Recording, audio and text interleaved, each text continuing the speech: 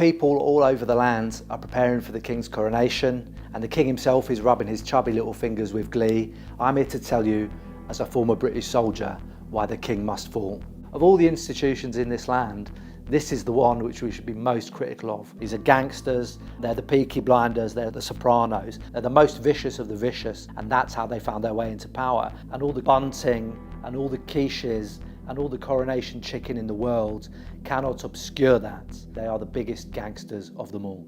£100 million for the coronation of a man who was unpopular even before he became king. At the same time, people who work on the trains, teachers, doctors, nurses, having to fight for a pittance, for a tiny pay rise, just so they can afford their rent and don't have to go to a food bank. The argument's bizarre to me because people say the royals bring in money, the royals bring in money. But it's not that the royals are kind of in a glass case in Buckingham Palace and you can just wander around and feed them. I can't on camera advocate for us to use the French model because I'd get in lots of trouble. But we could probably, put them in a council house or something, tell them to get a proper job, tell them to start working for a living. There's absolutely a correlation between the French getting rid of the royal family and just having better lives, living longer. They have great hair, they have incredible food, they drive really fast, they're really sexy, they look really cool, drinking tiny coffees and chain smoking and whispering in French. And look at us, we're just this bunch of bumbling peasants who are still sucking up to this family of inbred morons. There is an argument put by people who are apologists for this thuggish clan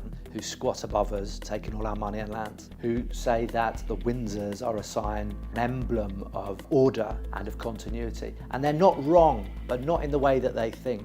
What they represent is a continuity of inequality, of poverty, of unfairness, of unaccountable power, who pays no tax, but at the same time, they're always framed in terms of service, like they actually do anything except turn up for public events and cut ribbons. Not in terms of what they take, which is vast. They claw out of society with their grubby fat fingers, Charles. That is the real face of royal leadership, that they're just grimy tax dodgers at the end of the day, just like all these other big businesses and institutions. As a former soldier and the nation's favourite disgrace to Queen and country, a traitor to the crown, it's always interested me, this relationship between the army and the monarchy. In my book, I talked about waltzing, people who pretend to be soldiers, who wear medals they're not entitled to wear uniforms they're not entitled to wear. Those people get a lot of ire from the veterans community, and correctly so, arguably, but there are no bigger Walter Mitties than the royal family, who are the heads of various regiments and rock up in their uniforms, chat shit to the squaddies like they're getting in touch with the common man, never having served in those regiments for the most part. And it's this kind of advanced case of military cosplay. It's always kind of bothered me that these people who are the heads of regiments and the heads of the military itself are basically a bunch of kind of LARPers. One of the royal family's many jobs is kind of as the marketing wing for various arms firms, for your BAEs and your Lockheeds and your Raytheons, and you see them cutting around, sometimes in military uniform, sometimes in local dress, this weird hedonistic cosplay. Don't know what goes on behind closed doors, but they're really into like going around, hanging out with dictators, putting on like Arab headscarves and Arab dress, for example, snuggling up to these people. But underpinning that, they're trying to flog weapons, flog missiles, flog all kinds of arms equipment to these countries, and that has long been their role. That's the case for Charles, it's also the case for Andrew. The true nature of monarchy is kind of concealed in a way which in those countries it isn't. It's raw power and absolutely dictatorial, whereas in Britain we have this kind of veil, this idea of a constitutional monarchy with some limits, and they can't do the things that they used to be able to do, or perhaps would want to, because we know some of these people are pretty unhinged. But it's interesting when you look at the parallels. Our green-fingered, well-branded king is actually best pals with some of the most brutal, authoritarian, tyrannical monarchs in the world. There is a proud culture of dissent against monarchy in our culture, and a good example of that is Monty Python railing against the idea of monarchy. The Sex Pistols, who did a particular great song about the Queen. I think it's waned, and I think that's sad, and I do wonder if it's because so much of culture, so much of music, so much of the arts has become an increasingly middle and upper class field, and it's much nearer to power. A lot of that anti-monarchist stuff, particularly with the Sex Pistols, came from an angry, bottom-up working class, a place of dissent and outrage, and there's an urge to mock power, which I think is one of the really redeeming things about the British, that we do and always have to some degree mocked power. We've lampooned kings, we've taken the piss out of queens. There's a long tradition of that, but I feel it's probably receded. Where are the artists who will mock power, challenging the common sense of society? God save the Queen, the fascist regime.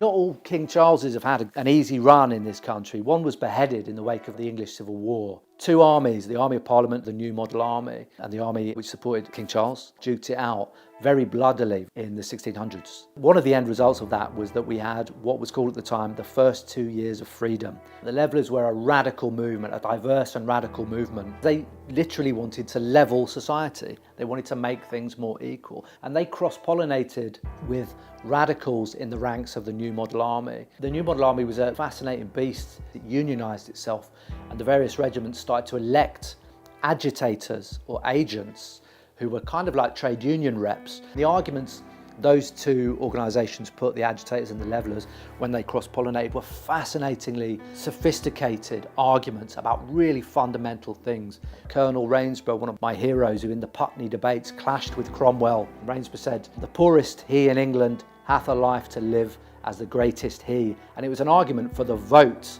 In the end, the king was executed and Cromwell rose to power and became, in his own sense, a tyrant and crushed by force the democratic forces within the New Model Army. But nevertheless, the legacy, the spirit of those people endures. And there's probably a reason that that stuff isn't taught in schools. We learn about Henry VIII, we learn about how we were the good guys in the First and Second World War in a very unnuanced and uncomplicated way. But I think that history is particularly important because every serious country talks about their revolution. If you go to France, all they talk about is their revolution, liberty and fraternity and so on. The Americans will never shut up about their revolution, equality between men and so on and so on. However loosely applied they were at the time, the underpinning values are correct, I think. And we don't talk about our revolution here. But our revolution was the first revolution of that kind. It's a vital bit of a rich and interesting part of our history. And the centerpiece of that history is the idea of a republic and of a higher degree of equality than was available at that time. These are big questions which mattered then, and people spoke about them then, and they matter now, and we should speak about them now. If you look at the examples of history, why would you want to be a kind of meek and submissive peasant when you can be a raucous, roguish highwayman figure, rather than this kind of meek tugging of the forelock, stout, cretinous yeoman? I think it speaks to a lack of political imagination and probably a lack of political understanding of what the monarchy is. They own vast amounts of beautiful countrysides that we should all be allowed to walk around on. It's ours. It's ours by right, and it goes back a long way. The idea that you would steal from the rich and give to the poor has value. Is it really theft if you're taking it back from thieves? The greatest thieves of all are the gangster family of Britain, the Windsor Mafia.